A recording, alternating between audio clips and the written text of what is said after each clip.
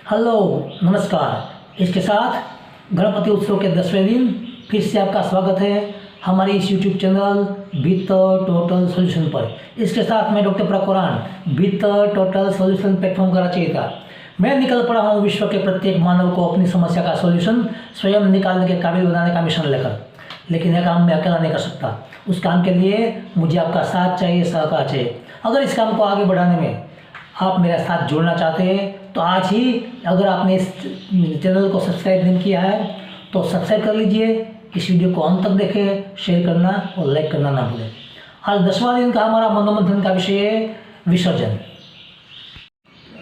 गणपति उत्सव के लिए हम भाद्रपद शुक्ल चतुर्थी को गणपति जी को अपने घर पर लाते हैं, स्थान पर लाते हैं, उनका स्थापन करते हैं और 10 दिन पूजन करते हैं, चिंतन करते हैं, मनन करते हैं और गणपति जी का गुण अपने जीवन में आत्मसात करने का प्रयास करते हैं। एक्चुअली ये हमारा जीवन भगवान को खुश करने के लिए कुछ नहीं है, हमारा इंटरनल डेवलपमेंट के लिए है।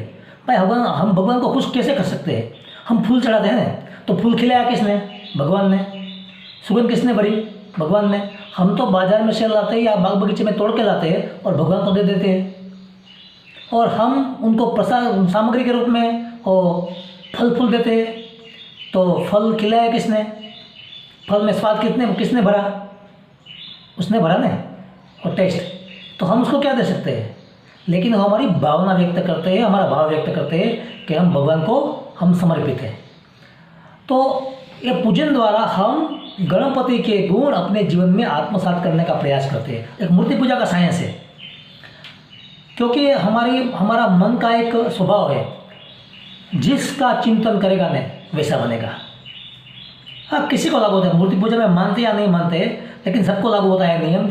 हम बीमारी का चिंतन करेंगे तो बीमार हो जाएंगे, तंदुरुस्ती पर विचार करेंगे, तंदुरुस्ती का चिंतन करेंगे, तंदुरुस्त हो जाएंगे। हम गरीबी के बारे में सोचते रहेंगे, गरीब रह जाएंगे। हम समृद्धि के बारे में सोचेंगे, मनन करेंगे, चिंतन करें, तो हो सकता है हम समृद्ध हो जाए।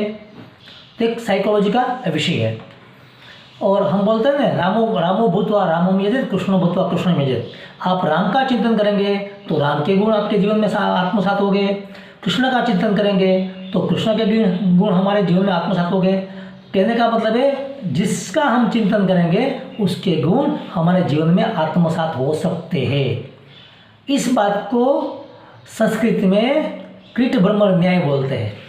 उसके पीछे एक कहानी है कि एक कीड़ा था और कीड़े को एक भ्रमर ने दंश दिया और दंश उतना पीड़ाकारक लगा कि वो बाद में वो भ्रमर के बारे में चिंतन करता रहता है और बार बार उसके बारे में सोचता रहता है।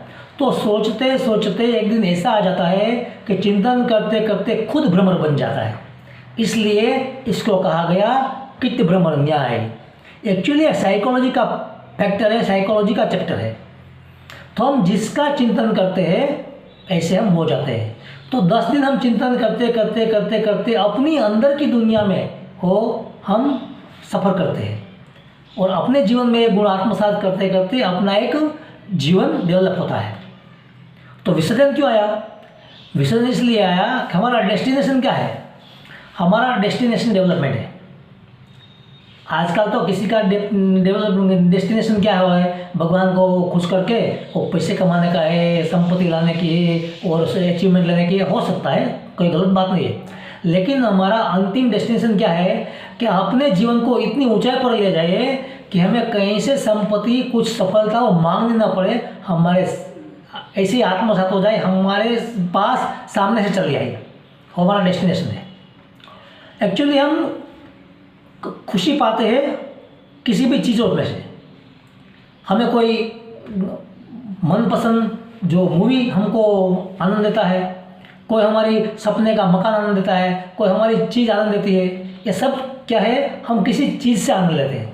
लेकिन हम इंटरनल डेवलपमेंट करते करते ऐसे ऊंचाई पर पहुंच जाए कि हमें किसी भी चीज़ के बिना भी आनंद मिल सकता है। वो हमारा अंतिम डेस्टिनेशन है।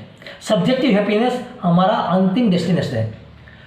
तो हम मूर्ति पूजा करते करते हम डेस्टिनेशन तक पहुंच जाए तो बाद में हम मूर्ति को छोड़ देते हैं, क्योंकि हम जो पाना चाहते हमारा डेस्टिनेशन पूरा हो गया। समझ लो, मैं सरल भाषा में बताऊँ तो हमें एक शहर से दूसरे शहर जाना है और हमने बहुत बढ़िया बस ली है, एसी कोच वाली बस ली है, एसी बस ली है, लेकिन हम वहाँ स्थल पर पहुँच जाएंगे तो क्या कर देंगे? बस को पकड़ के रखेंगे या छोड़ देंगे? छोड़ देंगे ना, छोड़ना ही पड़ेगा। तो इस प्रकार एक मूर्ति भी अंतिम रूप में देखें तो हमारा एक साधन है। हम जब हमारा डेस्टिनेशन तक पहुंच जाए तब उसको छोड़ने का है। इसलिए विसर्जन आया कि आपको मूर्ति का भी एक बार विसर्जन करना होगा, उससे भी ऊपर उठना होगा। और किसी भी चीज़ का सर्जन हुआ है उनका विसर्जन तो होने वाला है। तो हमारा ये विसर्जन के पीछे का भाव क्या है कि हमें अपने जीवन में विजुअलाइजेशन करते करते करते करते अपने डेस्टिनेशन तक पहुंचना है, और बाद में वो हमारा जो माध्यम था मूर्ति, उससे भी ऊपर जाने का है, उससे भी हमें मुक्त होने का है। तो जब हम फिजिकल लेवल से ऊपर उठते उठते उठते हम, और जब हमारा आत्मिक लेवल पर चले जाते हैं, तब हमारा जो मकसद पूरा होता है। और विजुअलाइजेशन का ही वो इतनी ताकत है कि नर अपनी करनी करे तो नर का नारायण हो सकता है। तो मूर्ति विसर्जन का क्या मतलब है? हमें गुण आत्मसात करने हैं। सिर्फ पूजन करके वो विसर्जन कर दिया ऐसा नहीं है, हमारे जीवन को इतनी ऊंचाई पर ले जाने का है। तो हमने 10 दिवस जो चिंतन किया है वो आज हम छोड़ नहीं देंगे, चिंतन छोड़ नहीं देंगे, चिंतन चालू रखेंगे, सिर्फ मूर्ति का विसर्जन करेंगे। तो चिंतन करते करते हमारे जीवन में और हम ऊपर ही ऊपर चले जाएंगे। अपने शरीर लेवल से जितने ऊपर जाएंगे जितना हमारा तालमेल प्रकृति के साथ, सृष्टि के साथ ज़्यादा रहता है, और जितना हमारा सुसंवादिता ज़्यादा रहती है उतना ही हमें किसी भी बात की सफलता पाने में सरलता होती है। तो इस बात को हम आज ध्यान में लेके हम सतत जो गुण पाए हैं और गुण का चिंतन किया है वो चिंतन चालू रखेंगे, और हमारे जीवन को हम एक ऊंचाई पर ले जाएंगे, सब्जेक्टिव हैप्पीनेस पर ले जाएंगे। बाद में हमारे सामने कोई भी स्थिति आई, कोई हमें वो डिस्टर्ब नहीं कर सकती, कोई हमें विचलित नहीं कर सकती। ऐसी ऊंचाई पर हमें ले जाना है। ये गणपति उत्सव का वास्तव में वो प्राधान्य है और फलश्रुति है।